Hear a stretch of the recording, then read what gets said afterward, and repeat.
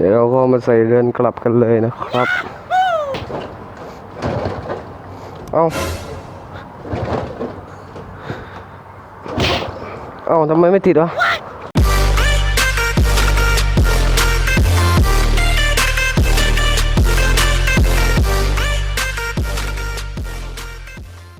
สวัสดีครับอยู่กับผมเอ็มสปีดอีกเช่นเคยนะครับวันนี้ก็จะไปเปลี่ยนเรือนนะครับเรือนลิ้นเร่งนะ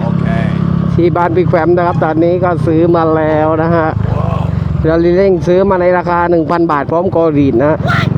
เดี๋ยวเราก็จะไปเปลี่ยนกันนะครับยังไม่ได้ดันนินเลยนะครับพี่แดงเราดันนินนิดหน่อยนิดเดียวเองได้ขี่ไปปั๊มหรือไป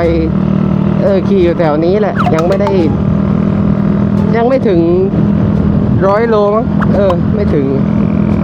เดี๋ยวเราก็จะไปเปลี่ยนเรือนกันนะครับตอนนี้ท่อก็ใส่ท่อไปเก่าอยู่นะครับยังไม่มีท่อใหม่เลยตังหมดแล้วนะครับโอ้โห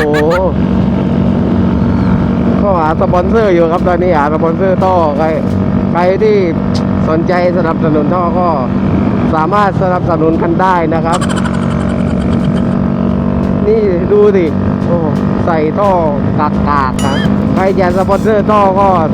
สามารถทักมาได้นะครับ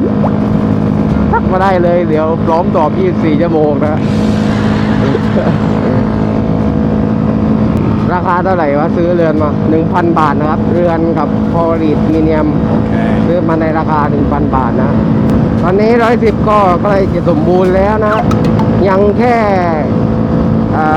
เซ็ตยกหน้ากับชกหลังเซ็ตช่วงล่างใหม่ระบบเบรกใหม่หมดนะครับเดี๋ยวรอตังก่อนนะครับตอนนี้กระเป๋าตังผมก็ไล่เบาอีกเช่นเคยนะครับเดี๋ยวต้องรอตังก่อนนะเดี๋ยวมาเซ็ตยกหน้าใหม่กันนะตอนนี้ยกหน้าของผมใส่กระบอกของ125นะครับแล้วมันกระบอกมันยาวเกินนะครับเราก็เดี๋ยวค่อยมาเปลี่ยนกันนะครับโอเคครับตอนนี้เราก็ถึงบ้านบิ๊กแฟมเป็นที่เรียบร้อยแล้วนะครับเดี๋ยวก็ไปเปลี่ยนเรือนกันนะครับ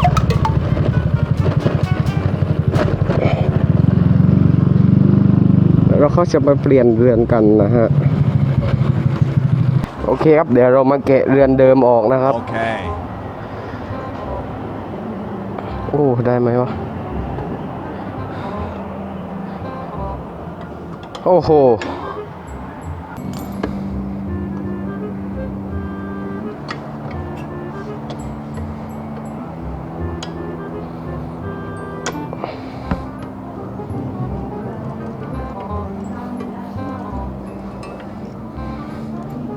โอ้ย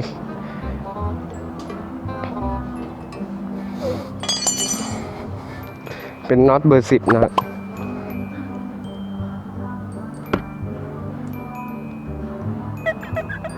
โอ้โห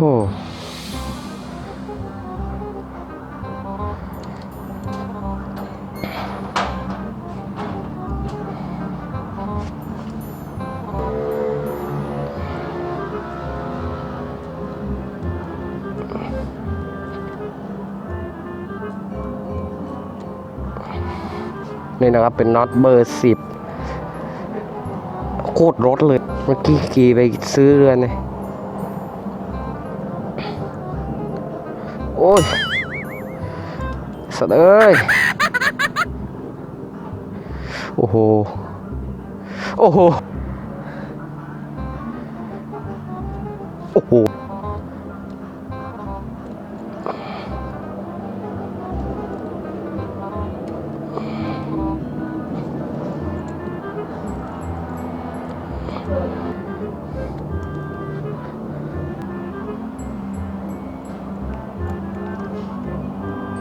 เนี่ยเดี๋ยวดิ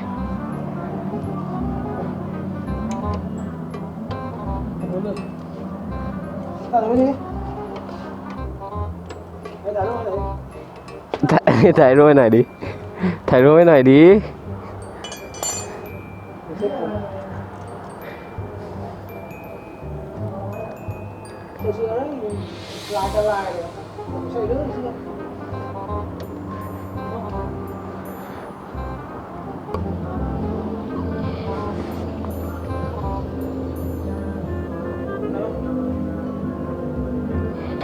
ออกกันหน่อยดิ ตั้งเหี้ยเลยบ้างตั้งเหี้ยเลยบ้างตั้งเหี้ยเลยบ้าง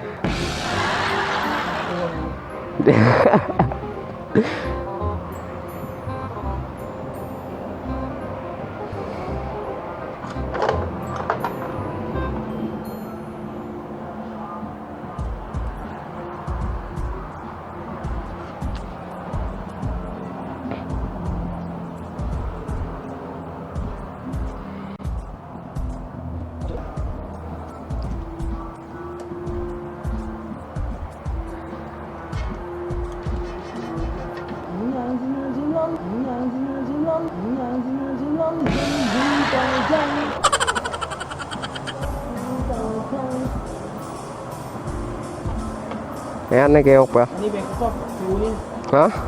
ข้อผิว โอเคครับก็หลังจากหายไปประมาณ10 นาทีนะฮะก็ได้ไปหาตัวขันเขาเรียกว่าดอกจันไหมอะตัวนั้นแหละได้ไปหาตัวนั้นมาขันแล้วก็เอามาใส่เรือนตัวเก่าเอามาใส่เรือนอันใหม่นะครับจากอันเก่าเดี๋ยวเราก็มาใส่เรือนกลับกันเลยนะครับโอ้ยังไม่มีไข่ควงนี้เลย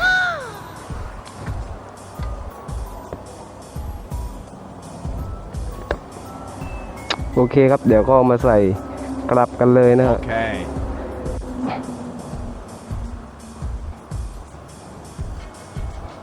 ดอกจันหนาโคตรยากกว่าจะหา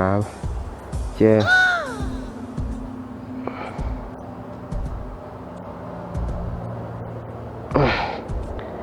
โอเคครับเดี๋ยวมาใส่หัวฉีดกันนะครับ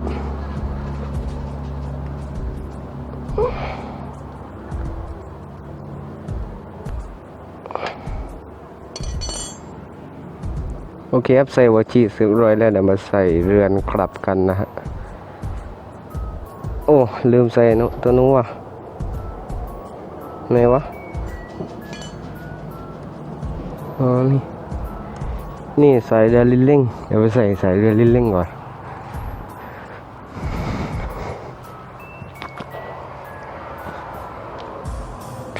ก็ใส่ยังไงวะแบบนี้หรือเปล่าวะ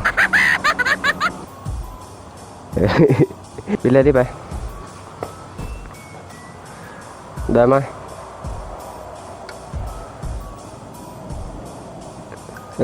ได้อย่าบินโอเคขันตอนนี้กลับไปแล้วก็มาใส่เรือนกลับไปนะ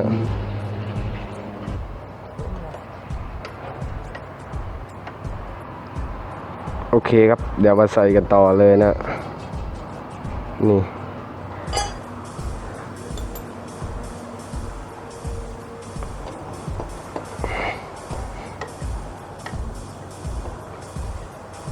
สายน้ำมันก็ยังเป็นสายน้ำมันเดิมอยู่นะยังไม่เปลี่ยนเป็นสายแรงดันเลย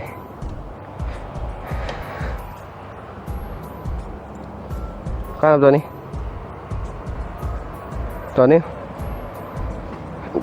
เดี๋ยวไปขันเองดีกว่าทำมาเดี๋ยวกันเองมา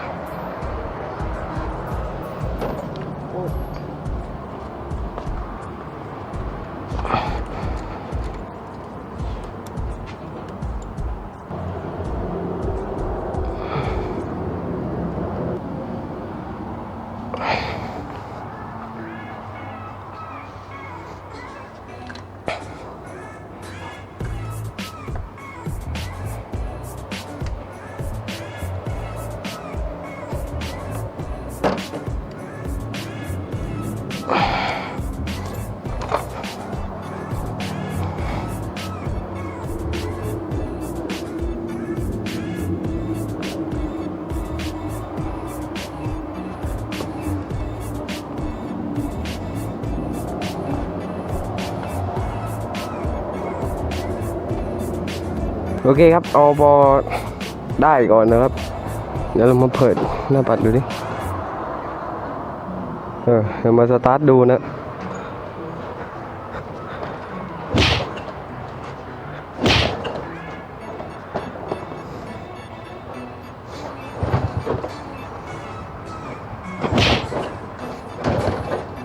เอาทำไมไม่ติดวะเอาสายอะไรวะ ใคร ใช่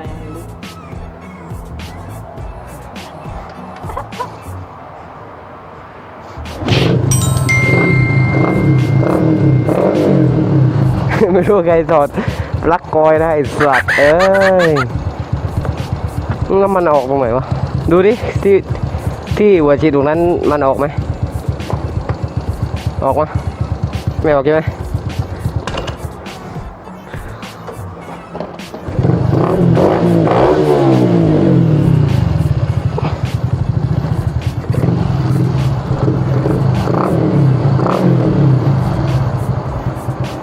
จะตั้งเดินเบากับเอากันใส่นะครับ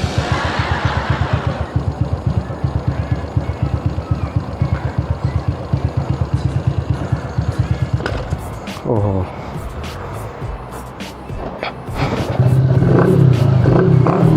โอเคครับได้แล้วแหละเดี๋ยวกลับบ้านกันนะครับ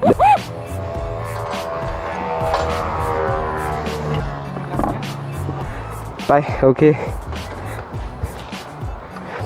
เดี๋ยวขี่กลับบ้านกันนะครับ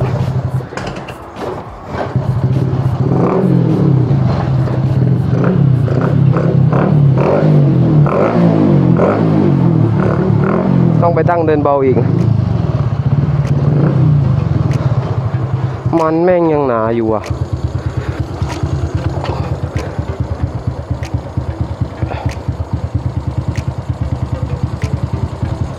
ไป